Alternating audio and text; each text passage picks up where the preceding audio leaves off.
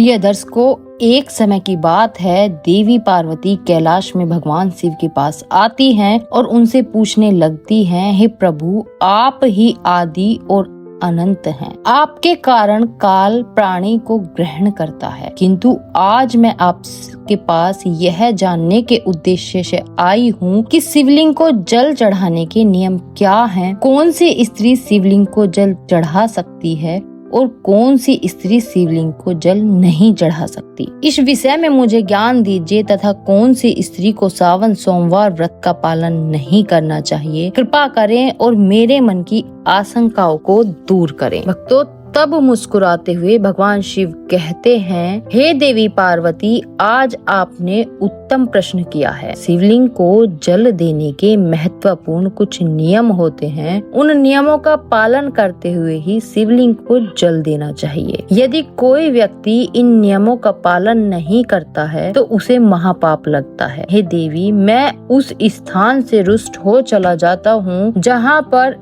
इन नियमों का पालन न किया जाए। हे प्रिय, आज मैं उन 3 स्त्रियों के विषय में बताने वाला हूँ जिन्हें शिवलिंग को जल नहीं चढ़ाना चाहिए। इन स्त्रियों को शिवलिंग को जल देने का कोई शुभ फल प्राप्त नहीं होता है, उल्टा इनके द्वारा शिवलिंग को जल चढ़ाने पर उन्हें महापाप भी लगता है। शिवलिंग ही मेरा साक्षात स्वरूप है, जिसकी नित्य पूजा करने वालों की मैं सदैव रक्षा करता हूँ। आपने देखा कि किस प्रकार मात्र 12 वर्ष की आयु वाले मार्कंडेय को अमृतत्व का वरदान प्राप्त हुआ था। हे पार्वती, शिवलिंग को जल चढ़ाने के नियम बताने से पूर्व मैं आपको मेरे परम भक्त सुमति की एक प्राचीन कथा सुनाता हूँ, जिसे आप ध्यान से सुनिए। जो भी स्त्री इस प्राचीन कथा का श्रवण करती है, उसे शिवलिंग को 100 वर्षों तक जल अर्पण करने का पुण्य प्राप्त होता है। इस कथा को जो भी पूरा ध्यान से सुनता है और उसका प्रचार करता है, उसके दुखों का नाश होता है, उसकी दरिद्रता दूर होती है और सदा के लिए वह इस संसार की मोह माया से विरक्त हो जाता है। तब माता पार्वती कहती हैं, हे स्वामी, आपके मुख से इस कथा का श्रवण करना बड़े सौभाग्य की बात है। कृपया आप मुझसे वह कथा कहिए, मैं इसे ध्यान से पूरा अवश्य सुनूंगी। तब भगवान शिव देवी पार्वती को वह कथा सुनाने लगते हैं। इस कथा को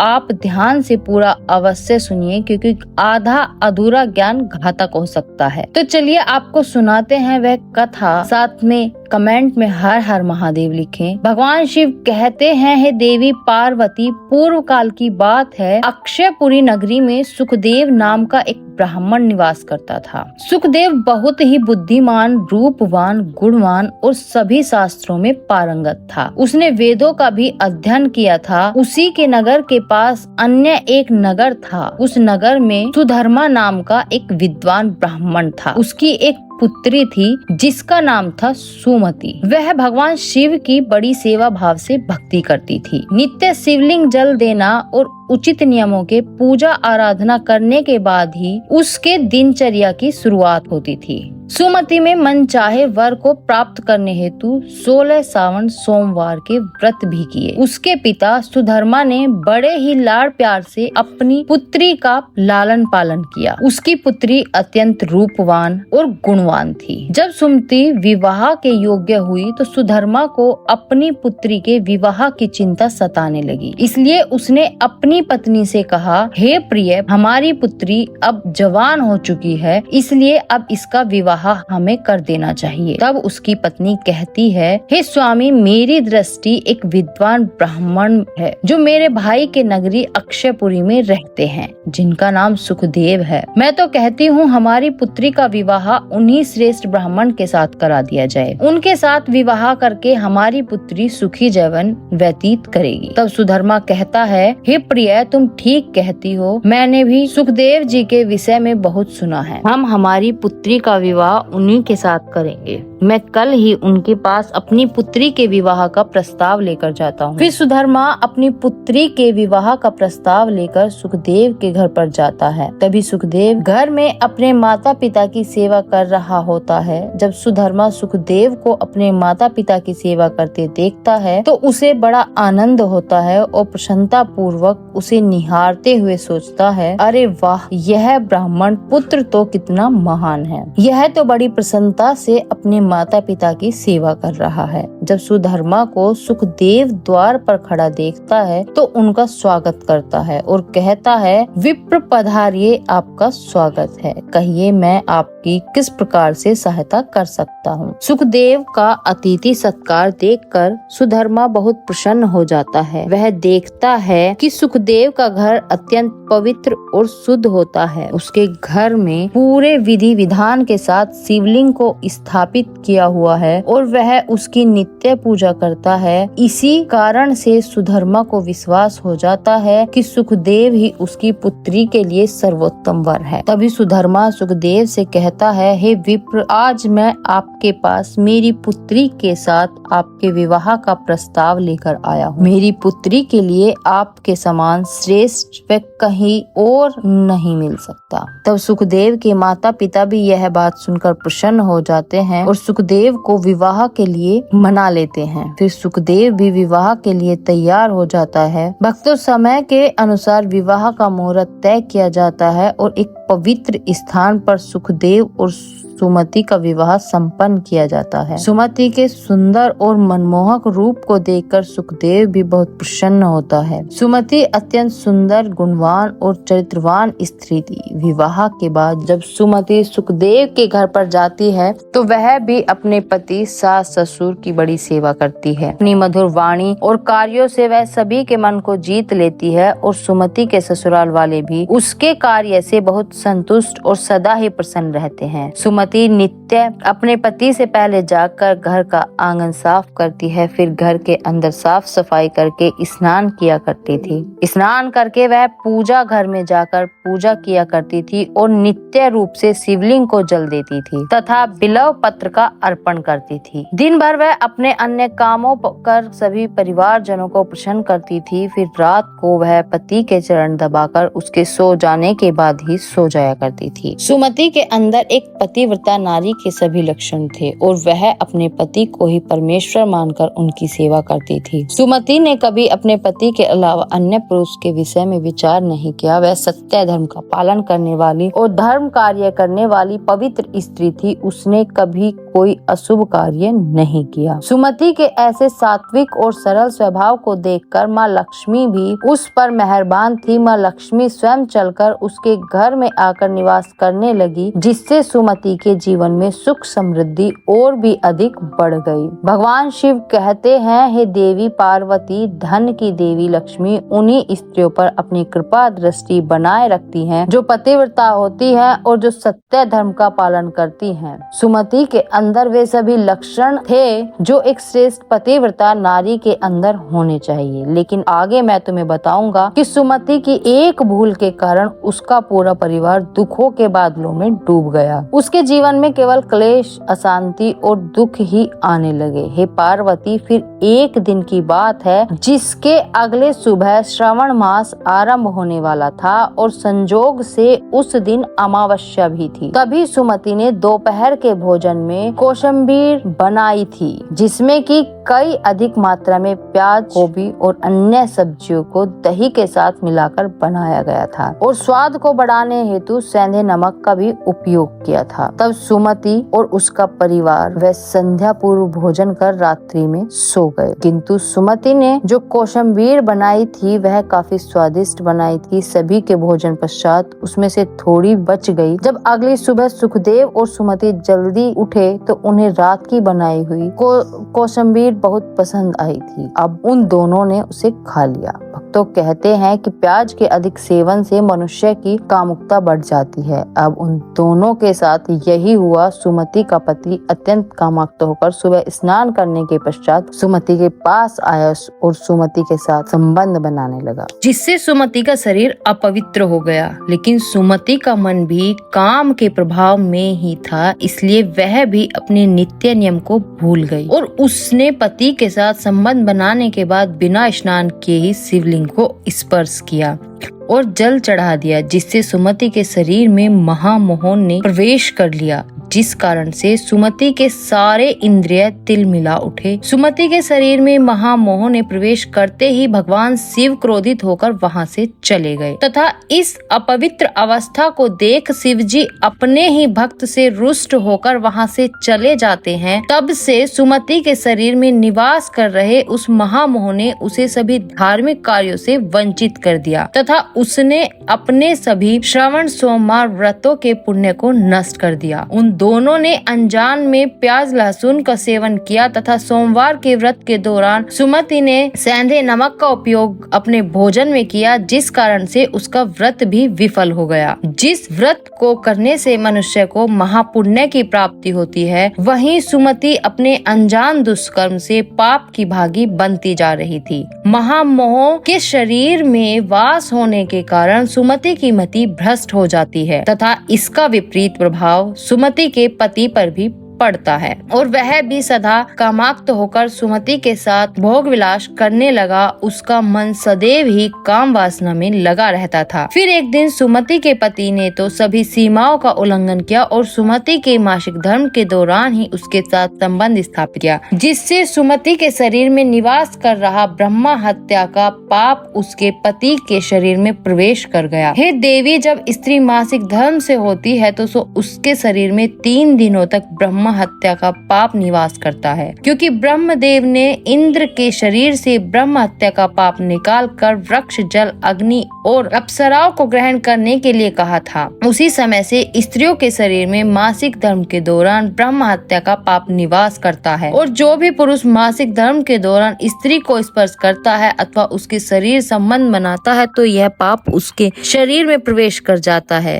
वही ब्रह्म हत्या का पाप सुमति के पति के शरीर के अंदर प्रवेश कर गया और वह जमीन पर गिर पड़ा। उसे तुरंत ही कुष्ठ रोग हो गया। उसका अंग अंग जलने लगा, उसके शरीर पर छाले पड़ गए, उसके पूरे शरीर से रक्त और बदबू आने लगी और वह दर्द से चीखने चिल्लाने लगा। यह मुझसे क्या अपराध हो गया? मेरे द्वारा यह कैसा भयंकर पाप हो गया? मैंने सब कुछ जानते हुए भी महापाप किया है। हे भोलेनाथ, अब मेरी रक्षा कौन करेगा? तभी सुमति की सास तुरंत उस स्थान पर आ गई तो उसने देखा कि उसका पुत्र कुष्ठ रोग से ग्रसित होकर जमीन पर पड़ा है। वह क्रोध में आकर सुमति से कहने लगी, अरे कुलटा, अरे पापिनी, तूने यह क्या कर डाला? अपने ही पति का धर्म भ्रष्ट कर डाला। तूने उसके साथ मासिक पीड़ा में क्यों संबंध बनाया? अपने पति की ऐसी हालत देखकर सुमति बहुत घबरा गई और जोर जोर से रोने लगी और कहा, हे माँ, मुझे क्षमा करो, मुझसे बहुत बड़ा अपराध हो गया। काम के वशीभूत होकर मेरे द्वारा यह अपराध हो गया है। तब सुमति की सास ने कहा, हे पापिनी, तू इस घर से अभी चली जा। तुझ जैसी कुलटा स्त्री को इस घर में नहीं रहना चाहिए।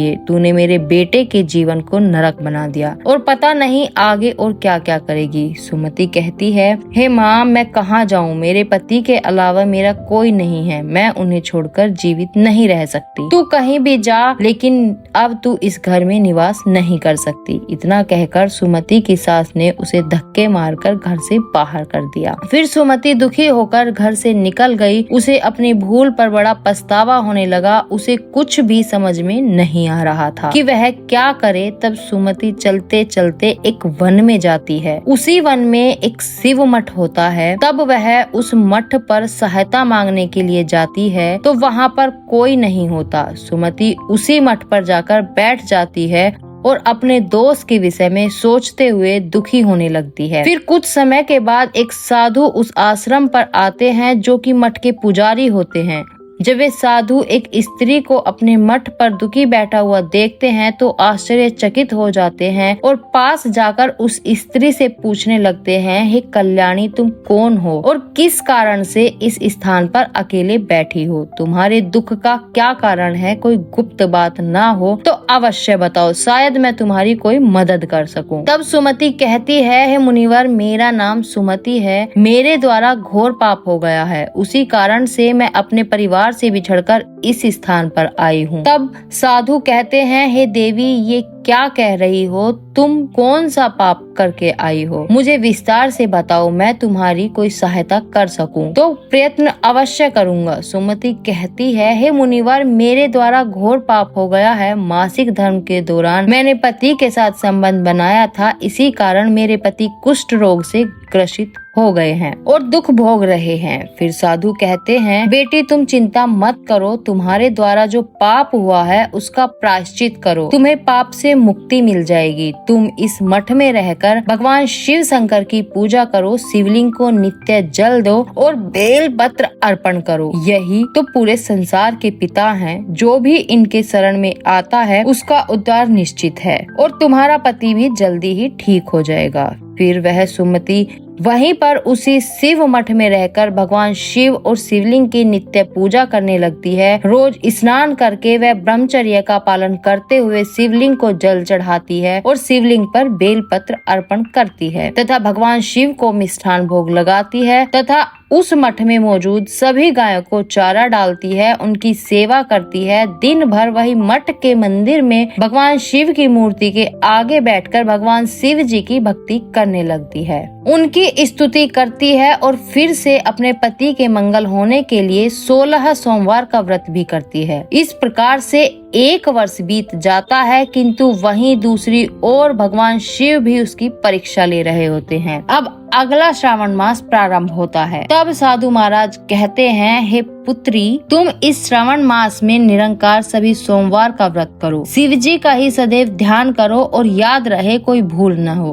अब मैं तुम्हें श्रावण सोमवार व्रत के विषय में विस्तार से बताता हूँ, तुम इसे ध्यान से सुनो। किसी भी स्त्री या पुरुष को सावन माह में किसी भी प्रकार के तामसिक पदार्थों का सेवन नहीं करना चाहिए। परहेज की हुई किसी भी वस्तु का सेवन नहीं करना चाहिए। हे पुत्री, शिवलिंग पर भूल से भी केतकी के पुष्प, तुलसी पत्र अर्पण नहीं करना चाहिए और न ही शिव जी की पूजा में शंख का उपयोग करना चाहिए। शिवलिंग पर कभी भी हल्दी, कुमकुम और सिंदूर अर्पण नहीं करना चाहिए। अब तुम सच्चे मन से भोलेनाथ की पूजा आराधना करें, वे अवश्य तुम्हारी सभी इच्छाओं को पूर्ण करेंगे। अब सुमति इसी प्रकार से सोमवार के व्रतों का पालन करती है, किंतु उसे कोई भी साक्षात्कार या अनुभव नहीं आ रहा था, जिससे हताश होकर वह एक दिन मन में आत्महत्या करने का विचार करती है, क्योंकि उसके जीवन में किसी भी प्रकार का सुधार उसे नजर नहीं आ रहा था। तब वह शिव मठ के पास वाली नदी के किनारे जाती है और भगवान शिव का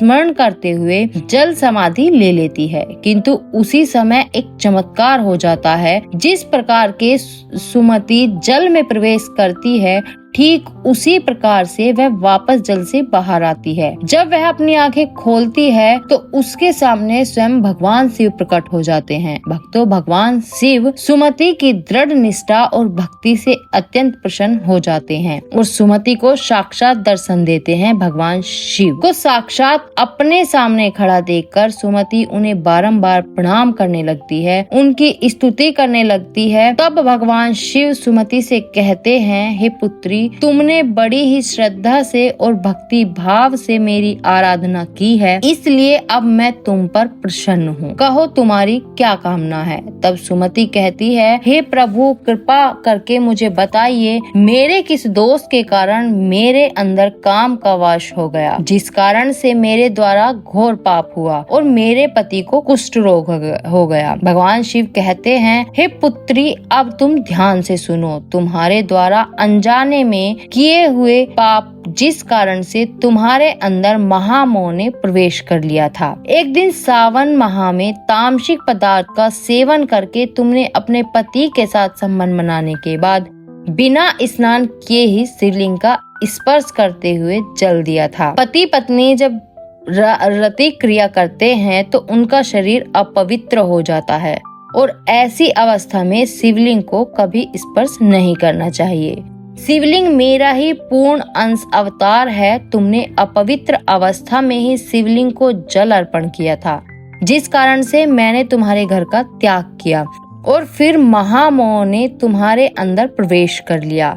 उसी महामोह के कारण तुम्हारे और तुम्हारे पति के अंदर काम का प्रभाव अधिक बढ़ गया और मासिक धर्म के दौरान स्त्री के साथ संसर्ग होने के कारण तुम्हारे पति को कुष्ठ रोग हो गया था। वह सुमति कहती है, हे प्रभु, जाने अनजाने में मुझसे यह बड़ा पाप हो गया था। अब इस पाप का क्या प्रायश्चित है? भगवान शिव कहते हैं, सुमति, इस पाप का प्रायश्चित तुमने 1 वर्ष तक ब्रह्मचर्य का व्रत का पालन कर लिया और 16 सोमवार का निरंतर व्रत भी किया, इसलिए अब तुम पापों से मुक्त हो गई हो। सुमति कहती है, हे प्रभु, कृपया मुझे बताइए किस अवस्था में शिवलिंग को जल नहीं चढ़ाना चाहिए और शिवलिंग पर जल चढ़ाने के क्या नियम हैं? तब भगवान शिव कहते हैं, हे पुत्री, अब मैं तुम्हें शिवलिंग को जल देने के नियम बताता हूँ, तुम इसे ध्यान से सुनो। हे पुत्री, शिवलिंग अत्यंत पवित्र होता है, यह मुझे सबसे अधिक प्रिय है, इसलिए इसकी सात्विकता पवित्रता बनी रहनी चाहिए। शिवलिंग को कभी अपवित्र अवस्था में स्पर्श नहीं करना चाहिए। जो स्त्री मासिक धर्म से हो उसे कभी स्पर्श नहीं करना चाहिए। मासिक धर्म के दौरान स्त्री के शरीर में ब्रह्म हत्या का पाप होता है। ऐसे में स्त्री को शिवलिंग को जल नहीं चढ़ाना चाहिए। किसी भी स्त्री और पुरुष को संबंध बनाने के बाद शिवलिंग को स्पर्श नहीं करना चाहिए और न ही इसे जल चढ़ाना चाहिए। संबंध बनाने पर स्त्री और पुरुष का शरीर अपवित्र हो जाता है। ऐसी अवस्था में शिवलिंग को स्पर्श करने पर दोष लगता है, यह महापाप होता है। हे पुत्री, जो स्त्री अपने पति का त्याग करके चली गई हो, जो विवाह के पश्चात अपने पति को छोड़कर अन्य पुरुष के साथ निवास कर रही हो, ऐसी स्त्री को भी शिवलिंग पर जल नहीं चढ़ाना चाहिए। शिवलिंग की पूजा करने का अधिकार केवल पतिव्रता या कुंवारी स्त्रियों को ही है। जो स्त्री वैश्यव्रती की या अनेक पुरुषों के साथ संबंध बनाती है, उसे शिवलिंग को जल नहीं चढ़ाना चाहिए। हे सुमति, अब मैंने तुम्हें शिवलिंग को जल देने के संबंध में महत्वपूर्ण नियम बताए हैं, तुम इसे ध्यान में रखो। तब सुमति कहती है, हे प्रभु, मेरे पति कुष्ठ रोग से पीड़ित है, कृपा करके मेरे पति को रोग से मुक्त कीजिए। तब शिव जी कहते हैं, हे पुत्री, तुमने इस शिवलिंग की 1 वर्ष तक पूजा की और नित्य बिल्व पत्र अर्पण किए। वृक्षों में बेल पत्र मुझे सबसे प्रिय हैं। शिवलिंग पर तुमने जो बेल पत्र अर्पण किए थे, तुम इसके पत्ते ले जाकर अपने पति को गुप्त रूप से खिला दो, वह रोग और पापों से मुक्त हो जाएगा। इतना कहकर भगवान शिव अंतर्ध्यान हो जाते हैं। यह सुनकर सुमति बहुत प्रसन्न हो जाती है और भगवान शिव को बारंबार प्रणाम करके धन्यवाद देती है। फिर सुमति उस शिवलिंग पर अर्पित बेल पत्र के कुछ पत्ते उठाकर घर पर जाती है और अपने कोढ़ी पति को खिला देती है। शिवलिंग के पत्ते खाते ही उसका पति एकदम से स्वस्थ हो जाता है और सुमति को गले लगा लेता है। सुमति की सास भी यह चमत्कार देखती है तो वह बड़ी प्रसन्न हो जाती है और फिर वे सभी प्रसन्नता से रहने लगते हैं। भक्तों, भगवान शिव कहते हैं, हे देवी पार्वती, इसलिए इन अवस्थाओं में स्त्रियों को शिवलिंग पर जल नहीं चढ़ाना चाहिए और न ही शिवलिंग को स्पर्श करना चाहिए, अन्यथा इसके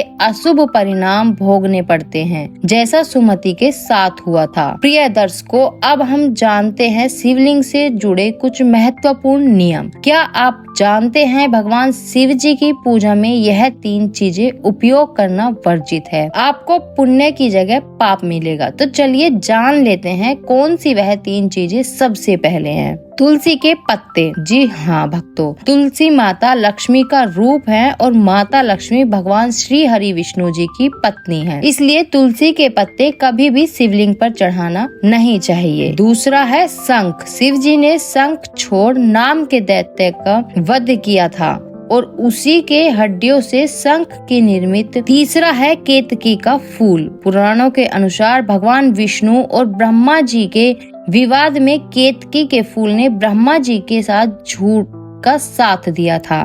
भगवान शिव इस विवाद में निर्णायक की भूमिका में थे। शिव जी ने झूठ पकड़ लिया और उसे श्राप दिया कि उसका उपयोग उनकी पूजा में नहीं किया जाएगा। भगवान शिव जी पीले और सफेद कनेर के फूल पसंद होते हैं, आप उन्हें जरूर अर्पित करें। धतूरे के फल और फूल भी अर्पित कर सकते हैं। साथ ही दूध, चंदन से लेप चढ़ाना भी शुभ माना जाता है। पुराणों में शिवलिंग को ब्रह्मांड का केंद्र माना गया है। इस केंद्र से समस्त ब्रह्मांड को ऊर्जा प्राप्त होती है। शिवलिंग से ही इस ब्रह्मांड की उत्पत्ति हुई है, इसलिए शिवलिंग को ऊर्जा का केंद्र माना गया है। इसके पास कोई भी ऐसी वस्तु नहीं रखनी चाहिए जिससे शिवलिंग से निकलने वाली ऊर्जा नकारात्मकता में परिवर्तित हो जाए। वास्तु शास्त्र के अनुसार यदि ऐसी वस्तु शिवलिंग के पास रखी जाती है तो घर का वातावरण भी नकारात्मक हो जाता है। जैसे कि एक साथ 2 शिवलिंग, तुलसी का पौधा, कांसे के बर्तन। नंदी को भी पास नहीं रखना चाहिए, नंदी को थोड़ा दूर ही रखना चाहिए। पूजा स्थल पर या उसके आसपास अशुद्ध, अपवित्र और अशुभ समझी जाने वाली वस्तुएं भूलकर भी नहीं रखनी चाहिए, जैसे चमड़े की वस्तुएं, मृत व्यक्ति की अस्थि या कलश, हड्डियां या मांसाहार इत्यादि। मंदिर और उसके आसपास शुद्धता और सात्विकता रहनी चाहिए। जो मनुष्य शिव जी को जल देते समय 1,00,000 बार मृत्युंजय मंत्र का जाप करता है, उसके शरीर के सभी रोग नष्ट हो जाते हैं और उसका शरीर शुद्ध हो जाता है। जो 2,00,000 बार महामृत्युंजय मंत्र का जाप करता है, उसे अपनी पूर्व जन्म की बातों का स्मरण होने लगता है। और जो मनुष्य 3,00,000 बार महामृत्युंजय मंत्र का जाप करता है, उसे काम्य वस्तुओं की प्राप्ति होती है, अर्थात वह जिन वस्तुओं की कामना करता है वह उसे प्राप्त हो जाती है। तो भक्तों, आपको यह कथा कैसी लगी कमेंट करके अवश्य बताएं और लाइक जरूर करें। कमेंट में हर हर महादेव अवश्य लिखें और साथ ही चैनल को सब्सक्राइब करें। ऐसे ही रोचक धार्मिक कथाओं के लिए हमारे साथ बने रहें। धन्यवाद।